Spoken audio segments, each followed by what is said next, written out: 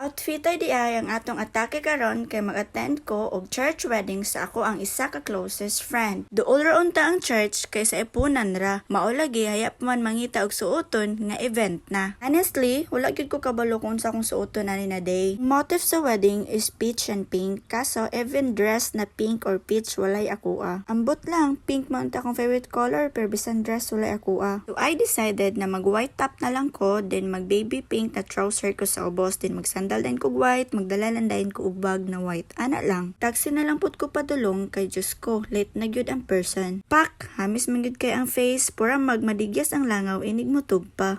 O gyud niyang resulta kung wala ta katuod kung asa dapit ang church kay magsalig gyud ta og pangutana sa taxi driver. May gani pag-abot nako wala pa gasugod and ga-prepare pa sila and waiting sa bride. Gahulat-hulat pud ko kay sa tanan nako barkada ako pay una ni abot. Naabot na dayon ang bride og i-fix lang iyang wedding dress ug ang iyang veil. Oy, ganda yarn, ka-cute sa among bride oy. Nagpictorial lang dayon konti ang bride di nag-start na dayon ang ceremony. While walking the aisle ang iyang mama ang naghatod sa iya. Og naa na dayon ang akong gihulat ang akong friend na Disney princess. Ngano man kaday nga tunga-tunga naman sa ceremony. Maone ang sponsor na ulahi.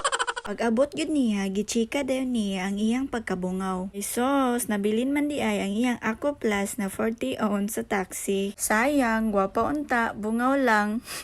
Gina lang oy, bahala na lang tong Aqua Plus. Ang importante, dili ma-stress si baby. Io rimetto candele, per una candele, so, yalang picture yalang, bis ang sa ating lugar, yun taga Latino America, ang beso usually is 30 minutos per kiss.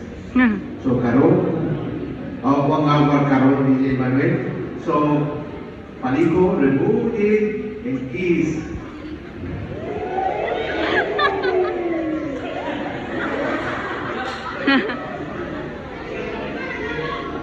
Cuatro, tres, dos, uno. Ay.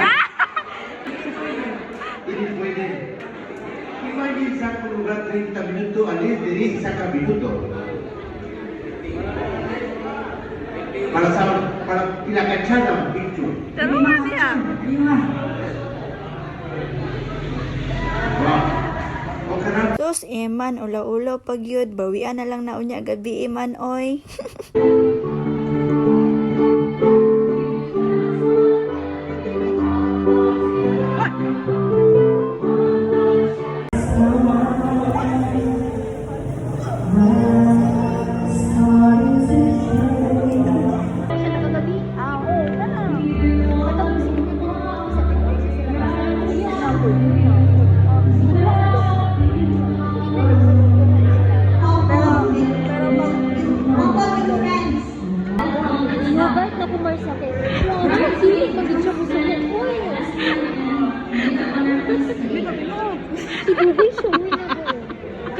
Abot na dayon mi sa reception kay ang reception located sa Nazareth man. Syempre walay layo-layo oy basta kaon.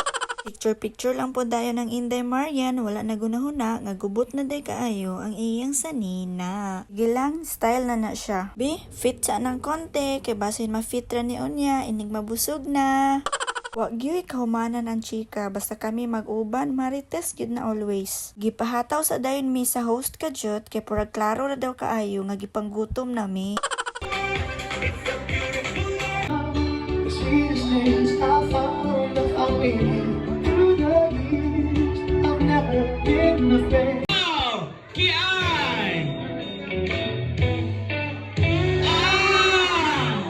Ay sa nga naming laos pagkakwasa sa gutom ni Ninay. Nangangako na dili o dili jud mulakaw iniguman mo kaon. Kay kung kini dili nako natuman, ako'y magbayad sa nabiling bayronon. So help me God. Everyone clap your hands sa papalapakan. Nanumpala mo sa It's it. Basta ako, humanon ko ng kaon, haya ko muuli. Kaon na ta friends, kay basig panggutom ra ta og chismis. Basta ako mukaon jud ko, balang mabuto niya akong batones. Ay grabe naman yung bibig na yan, ay kay laki basta kumain. Gumana mo kaon, mag-picture-picture na dayon mi, kay mag-iya-iya na miglupad pa uli.